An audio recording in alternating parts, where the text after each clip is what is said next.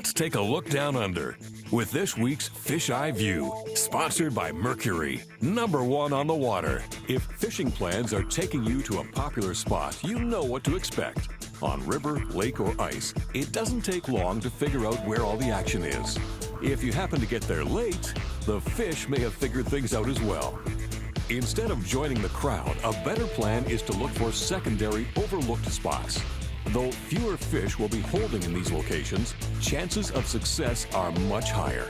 By systematically picking apart a lake or river, you can even outdo the early risers. In pressured rivers, for instance, trout will abandon deep holes in favor of shallow, turbulent water. Hidden by a wall of bubbles, they're invisible to passing anglers.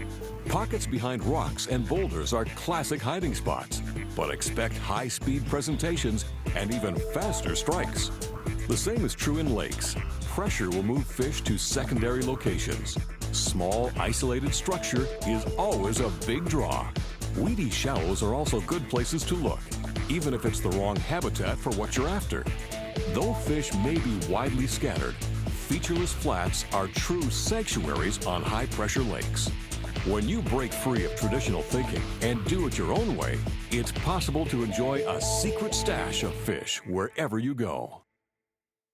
Everyone knows that early morning is the best time to fish. Under poor filming conditions, the catching is often great, but as the sun rises, they retreat to shade and cover. It's a matter of comfort and survival. Walleye, for example, have sensitive eyes designed for low-light vision. Where depth and cover are lacking, they'll intentionally set up their own smoke screen. A little-known fact is that high UV levels can actually sunburn fish. Many shaded locations are easy to spot and well-known. Docks, especially the low-lying variety, attract fish in numbers. Still, it's always a good idea to obtain permission before dropping a line on these privately owned spots. Shoreline features like rock points and trees offer the most extensive shade. Mid-lake humps and drop-offs also factor in. It's important to present bait just inside or close to the dark zone. And we can't stress just how important it is to factor in the sun's position and direction of penetrating light. It's a tough call, but this edge is a point of ambush.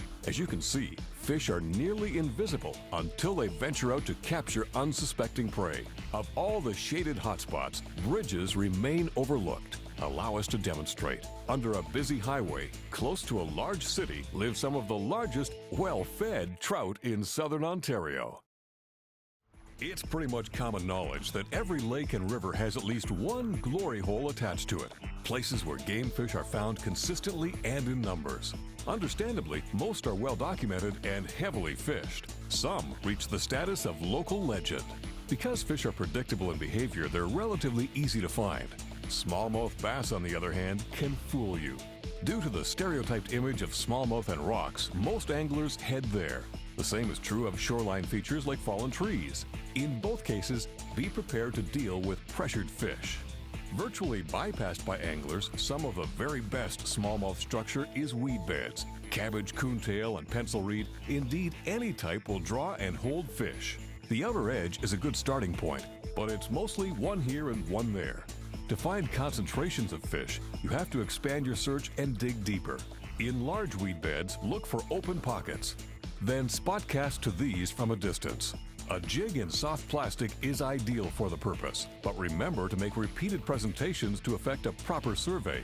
Plastic worms and suspending crankbaits will also do the job. Not all weed pockets will hold fish, but when you find the right one, you'll have a smallmouth bonanza all to yourself.